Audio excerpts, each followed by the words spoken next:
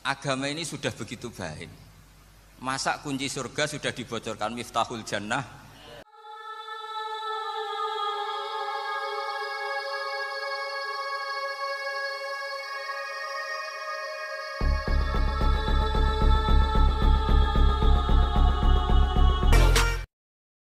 Gini, sebetulnya saya membela semua umat Islam itu ahlul jannah. Karena saya ini ibarat marketing. Kalau orang Kristiani itu kan setiap orang mati sudah tenang bersama Bapak di surga. Jadi kampanye itu menarik sekali. Sementara kita sudah kiai, sudah imam masjid, sudah ulama, masih saja dikhawatirkan su'ul khotimah. Ini kalau kampanye ini tidak imbang, ini nanti saya takut kalah. Makanya saya bilang pokoknya semua orang mukmin itu ahlul jannah. Karena memang asli hadisnya seperti itu, mangqala la ilaha illallah dakhalal jannah. Bahwa kemudian ada beberapa kiai yang mungkin wataknya itu pesimis, kemudian bikin sekian aturan-aturan yang sebetulnya itu cerminan dari pesimisnya. Terus akan-akan masuk surga itu susahnya bukan main. Nah itu saya tidak setuju karena tadi pasti kalah dengan kampanye sebelah yang setiap orang mati dibilang sudah tenang bersama Bapak apa? Di surga. Jadi ini penting. Terus kedua saya bilang la ilaha illallah. Masa sudah pegang kuncinya nggak jadi masuk surga itu kan aneh. Ya sudah masuk saja, tapi tidak usah minta bantuan saya, masuk aja. Kan sudah pegang kuncinya. Terus ketiga, kenangan terburuk saya ketika jadi kiai itu gini, saya ada beberapa guru SD datang ke saya. Ini agak-agak masalah besar. Gus boleh enggak buka ujian nasional yang masih disegel? Semua guru bilang enggak boleh, itu kriminal kan. Ada satu guru yang bikin analogi agak kacau. Boleh saja. Wong ujian di kuburan saja dibocorkan para kiai enggak apa-apa. Itu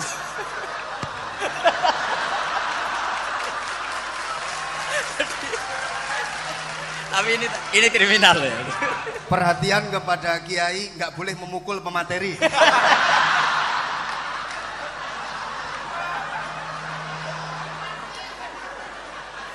Jadi tentu itu analogi yang salah kan. Marrobuka kan, Tuhan kamu siapa, nabi kamu. Tuhan kamu siapa, nabi kamu siapa, imam kamu siapa. Ini kan sudah dibocorkan oleh para kiai. Artinya apa? Nak raiso jawab kebablasan gitu. Terus guru ini berpikir kalau ujian akhirat sekrusial itu saja bisa dibocorkan, kenapa ujian nasional tidak boleh? Tentu ini kias yang salah, saya tidak ngajari seperti itu. Tapi saya ngajari ke kalian betapa mudahnya masuk surga. Kunci jawaban sudah dikasih, kunci pintu masuk sudah dikasih. Kok sampai tidak masuk, ini kebablasan. Paling salah gurunya. Jadi ini kenapa saya sering cerita orang mukmin semuanya itu min ahlil jannah, itu saya jamin. Sama tidak usah takut su'ul khotimah, tidak usah takut berlebihan seperti itu. Karena setahu saya, setidaknya saya mewakili ulama zaman ini. Rata-rata guru kita ini bermadzhab Syadzili dalam berkeyakinan berpikir tentang Allah. Di antara ini yang mulai saya ngomong serius, supaya tadi kan guyonannya sudah diambil Gus Reza sama Gus Kausar. Saya tahu kenapa mereka guyon. Kalau ngomong serius takut kalah sama saya.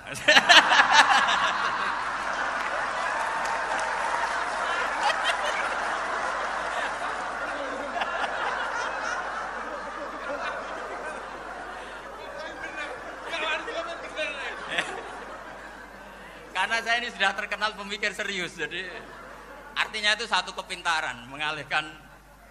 Ya, oh ya, sudah itu satu kecerdasan. Tidak hanya ngalim tapi betul cerdas. Jadi itu bukti beliau-beliau ini cerdas itu. Saya berpikir begini, ini madzhab Syadzili. Kita semua tentu Syadzili karena kita semua ngaji kitab Hikam. Kita tahu kitab Hikam itu muridnya Abul Abbas Al-Mursi. Abul Abbas Al-Mursi muridnya Syekh Abil Hasan apa? Asy-Syadzili. Saya masih ingat betul makalah itu dan saya ulang-ulang. Setiap saya ngajar di sarang saya ajarkan itu. Kilali kata Abul Hasan Asy-Syadzili, saya pernah dapat hatif, dapat semacam ilham. Apa makna min syarril waswasil khannas? Itu kata beliau dijawab oleh hatif itu.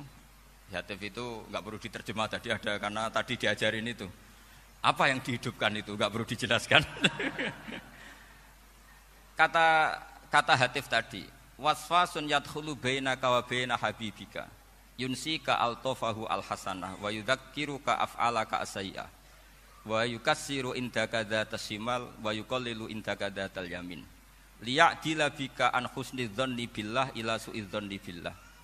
Jadi yang dikatakan waswas adalah kamu digiring untuk hanya ingat sisi-sisi kamu yang negatif, dilupakan bahwa Anda punya sisi-sisi yang positif. Misalnya seperti ini, mungkin secara fikih tadi banser-banser tegas, wah ini masalah lelaki perempuan dipisahkan gini-gini. Tapi kenapa Gus Ali bilang ya sudah gini gak apa-apa. Sebetulnya ada rukhsah. Rukhsah itu karena ini di depan umum. Yang paling pantangan Nabi itu la yakhluwanna rajulun bimra'atin. Ini ada yang menjaminnya gitu. Malah khawatir saya di sini dipisah tapi setelah berduaan nggak bisa. Jadi toleransinya karena ini di depan umum. Itu masih ada toleransinya. La yakhluwanna rajulun bimra'atin. Begitu juga ketika kita dosa, misalnya kita dosa, orang Islam setiap dosa itu pasti ingat salahnya, kemudian istighfar. Dan ketika satu kebaikan dibandingkan keburukan, itu kata semua ulama, karena sayyi'ah itu bernilai 1, kebaikan bernilai apa? 10. Itu masih surplus berapa? 9. Jadi itu cara berpikir Abu Hasan Asyadzili. Kenapa kamu harus berpikir positif tentang Tuhan? Sekali berpikir tentang negatif, itu bahaya betul. Misalnya begini, kamu berpikir tak rewangi dadi kiai sujud rukuk ternyata aku tetap mlebu neraka, gunane apa? Itu menurut saya kan enggak punya akal. Sujud itu satu kelaziman menghamba kepada Allah. Normalnya seorang hamba itu ya sujud. Kemudian gara-gara kamu ingin masuk surga, terus logika kamu dibalik, gunanya apa saya sujud?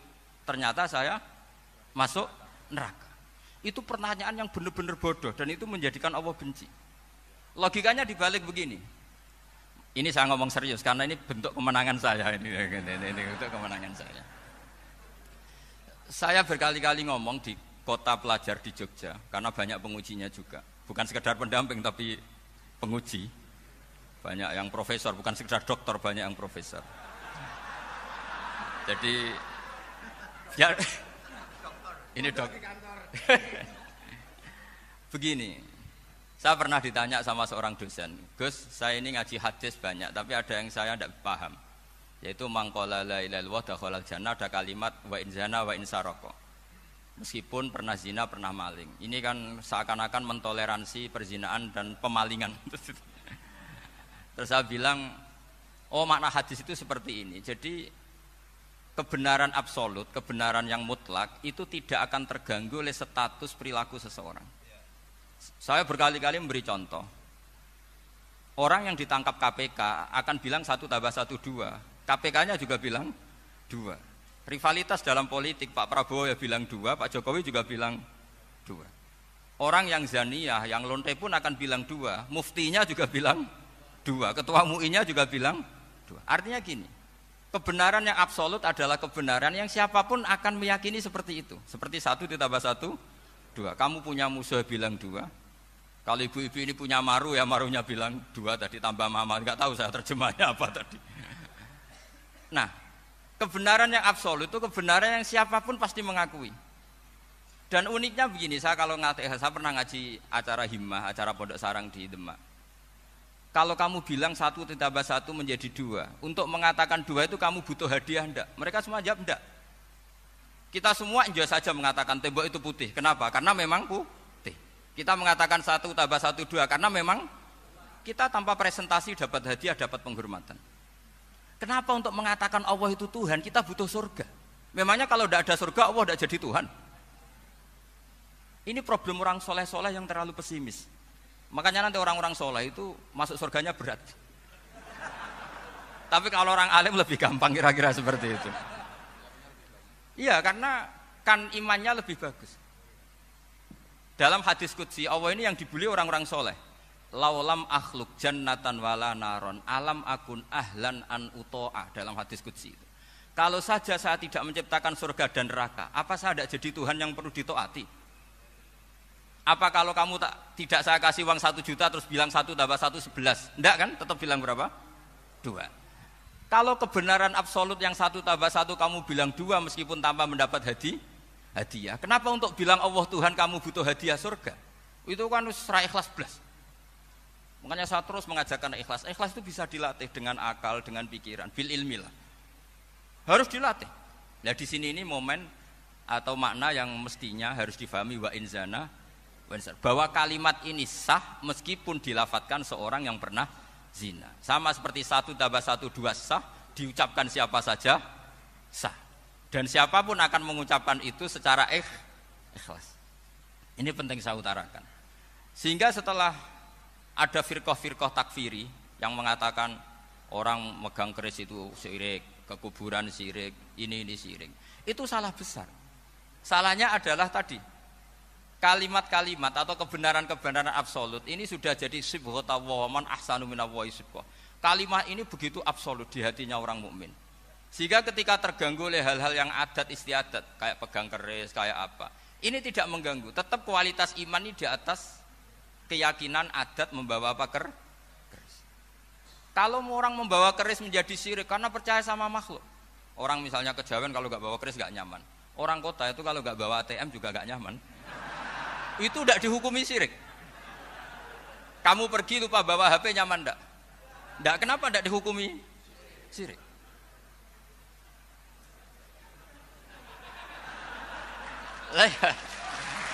Jadi ini logika-logika. Jadi makanya ini Gus Reza boleh ngeritik saya. Saya itu berkali-kali bilang, saya termasuk ulama yang mau bikin gerakan cangkem elek. Karena nanti kalau saya nisbatkan ke Rasulullah itu tidak pantas karena Nabi ahsanan nasi khalqau wa khuluqa. Tapi saya siap jadi bempernya Rasulullah sallallahu alaihi wasallam. Pernah ada diskusi di Jakarta, ini kisah nyata. Apa dalilnya setelah sholat salaman? Mana hadisnya? Itu dijawab hadisnya tentu kita kesulitan.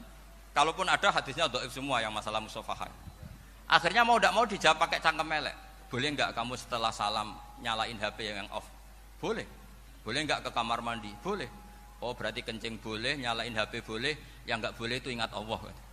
Karena mereka mengkritik wiridan, kritik salah salam. Akhirnya mikir deh. Ada enggak hadisnya orang setelah sholat nyalain HP? Enggak ada kan? Tapi mereka nyalain HP enggak hambatan, tapi untuk salaman masalahkan. Ke kamar mandi boleh, tapi untuk wiridan enggak boleh. Akhirnya mereka sadar, oh iya. Lama-lama dibisi gini yang kelompok itu. Kamu itu korban aliran supaya kamu gak ingat Allah, ingatnya HP-nya. Sehingga orang wiridan kamu kritik, orang nyalain HP tidak kamu kritik. Itu kelompok itu adalah kelompok orang-orang yang supaya orang Islam itu lupa Tuhannya. Itu gerakan cangkem elek, tapi jadikan orang sadar. Jadi ini penting. Jadi kalau kamu tidak bisa bela agama dengan jalan yang lurus karena tidak bakat gitu. Gak apa-apa pakai cangkem elek tadi, karena gak mungkin gerakan ini dinisbatkan kepada Rasulullah Shallallahu Alaihi Wasallam. Kalau soal sanad, saya punya sekian sanad tentang itu, tapi tidak usah kamu ikuti. Ada orang tanya, ya Pak Kiai kalau setan dibakar di neraka panasan enggak? Ya panasan. Lo kan setan dari api, ngapain harus panasan? Kan materinya sama. Terus Kak Kiai tadi gak kesulitan, dia ngambil pasir, disawero di wajahnya. Wah sakit Kiai, kamu kan dari tanah, kena tanah kok. Jadi itu ada sekian, artinya gini ya, kalau kesulitan jawab pakai baik-baik ya sudah pakai cangkem elek itu aja kan. Tapi tentu kan gerakan ini tidak mungkin dinisbatkan kepada para nabi. Tapi saya pastikan meskipun nggak bisa dinisbatkan kepada para nabi dari segi cangkem elek tadi, tapi secara semangat itu sama. Saya punya sekian contoh. Benar Gus Riza tadi gojok saya sengawur-ngawurnya itu masih punya sana. Itu pas saya ngawur pun masih punya apa? Sana. Nabi Ibrahim itu ketika faja'alahum juzatan illa kabirallahum itu si berhala paling besar dikasih kapak. Ketika mereka geger, ini siapa yang memecahkan berhala-berhala kecil? Kata mereka, sami'na fatay yadhkuruhum yuqalu lahu Ibrahim. Ya kira-kira Ibrahim lagi. Terus Ibrahim didatangkan, siapa yang melakukan ini semua? Ini jawaban Nabi Ibrahim, bal fa'alahu kabiruhum hadza. Ya tanya yang bawa pedal, saya kan tidak bawa. Terus kata orang-orang, otak kamu itu di mana? Masa berhala disuruh nanya, kan nggak bisa ngomong. Ibrahim kebalikan, uffil lakum wa lima ta'buduna min dunillah. Lalu otak kamu di mana? Sudah tahu tidak bisa ngomong kok disembah gitu. Itu ada kata uffin. Uffin itu kalau diterjemah kira-kira ya agak-agak jancuk gitu. Kira-kira Ya kira-kira seperti itu. Jadi sekarang dalile jancuk apa Gus?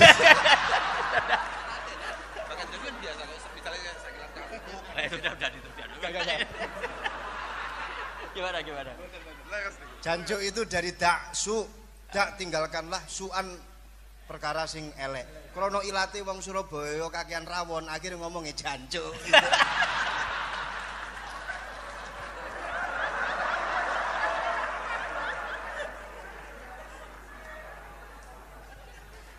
Jadi mulai dulu melawan kebatilan itu harus pakai logika yang vulgar. Karena memang nggak mungkin dengan bahasa-bahasa priayi itu nggak mungkin. Dan ini penting saya utarakan. Nah, kalau nanti nggak mungkin dinisbatkan kepada Rasul karena Nabi adalah ahsanan nasi khalqa wa khuluqa, kita yang ngambil alih saja. Gus Reza, saya, Gus Kaustan ini cara cangkem elek kan pantas. Luas.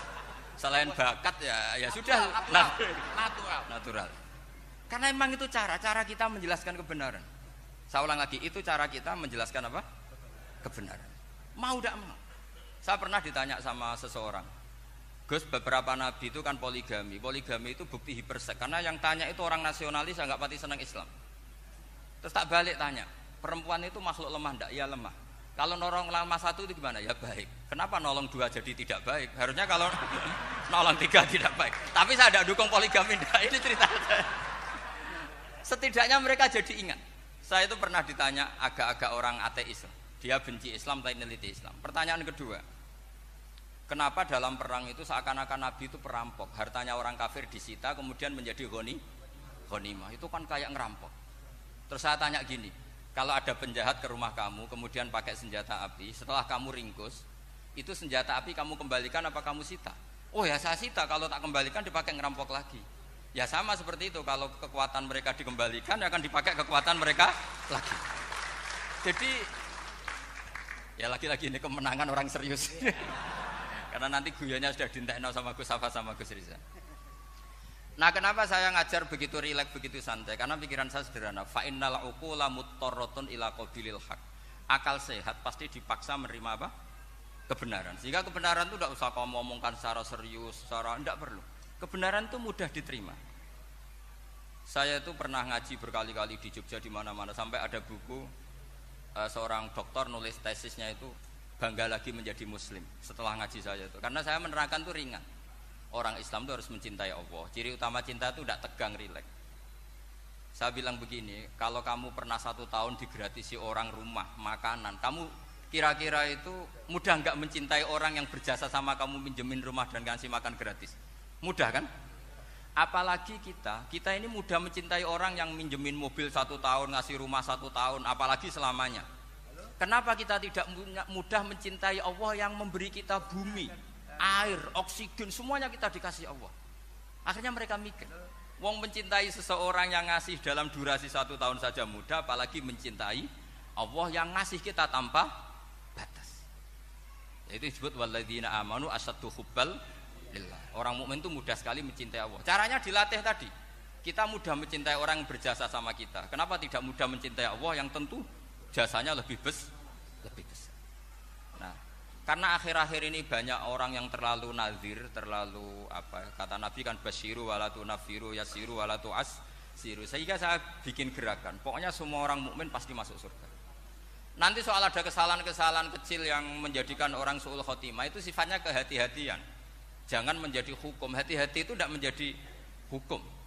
Kalau kamu nyupir hati-hati itu bukan berarti pasti kecelakaan, enggak. Hati-hati itu ya hati-hati saja, tidak menjadi hukum. Ini penting saya utarakan karena kubu sebelah kampanyenya sudah tadi, setiap mati mesti tenang bersama Bapak di surga. Sementara kita mau kampanye, kamu sholat tidak mesti diterima, haji tidak mesti diterima, jadi kiai tidak mesti masuk surga. Coba kalau kita kampanye gitu terus, yang mau jadi muslim itu siapa?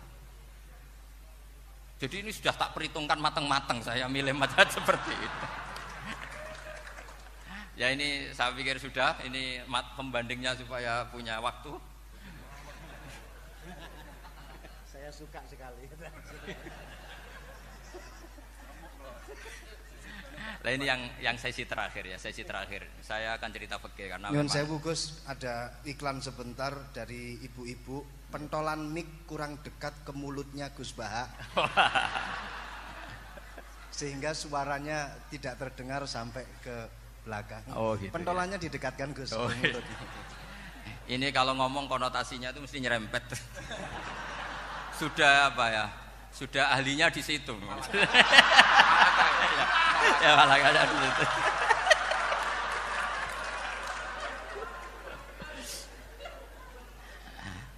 Dalam sesi terakhir saya cerita pentingnya pembanding. Imam Rafi'i itu yang ngarang kitab Muharrar. Kitab Muharrar ini adalah ringkasan dari kitab Al-Wasit. Al-Wasit itu karangannya Imam Ghazali.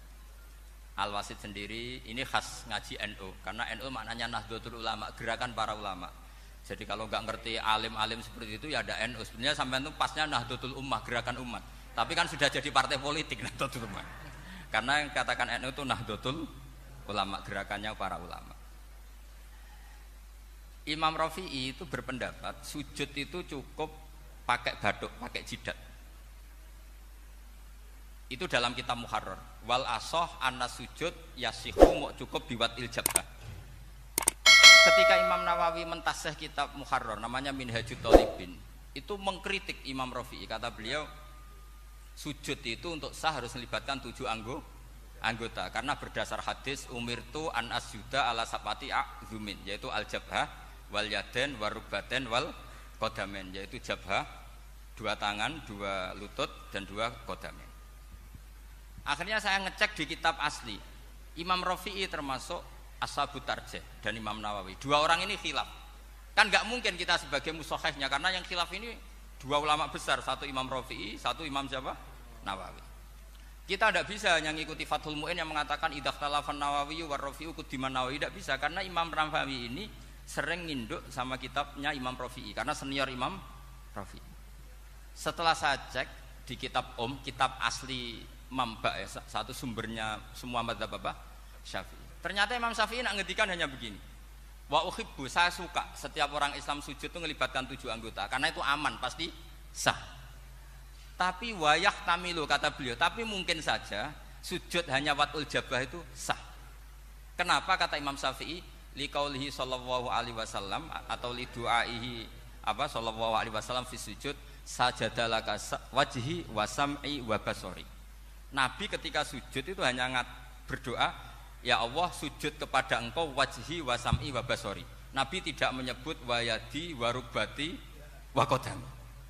Sehingga saya berkali-kali bener kata Gus, saya ini pembela umat sing sujute 7 anggota ya tak lem pantes dadi Rais Suriah.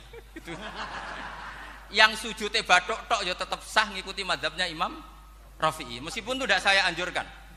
Tentu tidak saya anjurkan. Alasannya Imam Syafi'i tadi, Rasulullah pernah berdoa dengan kata-kata sajadalaka wajhi, bukan diteruskan wayadi warubati wakoda. Sehingga fal khilaf huna bakin ala khiddati kalau dalam bahasa fikih. Khilaf biar tetap sesuai aturan khilaf masing-masing. Enggak perlu kamu menggugurkan pendapat Rafi'i yang mengesahkan sujud hanya pakai jabah.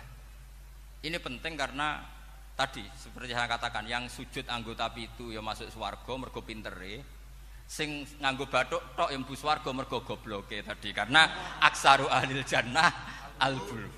Nah ini madzhab saya. Jadi saya itu ingin umat Islam itu baik-baik saja. Ya. Karena tidak mungkin lah kita tidak bela Islam di zaman akhir, tidak mungkin kan tadi kubu sebelah kampanyenya sudah seperti itu. Kalau kita ngomong ikhtiyat, kiai ra mesti mlebu swarga, sing salat ngethuk ra mesti husnul khotimah, wah kan jadi repot. Saya ini pengagum teori ikhlas, dilatih bil ilmi, saya ulang lagi, dilatih bil ilmi. Saya ini malunya tadi saya mengatakan 1 tambah 1 2 itu meskipun tidak ada yang memberi hadiah tetap saya katakan 2.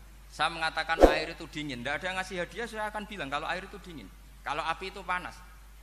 Untuk hakikat-hakikat seperti itu saja saya jujur tanpa ingin imba.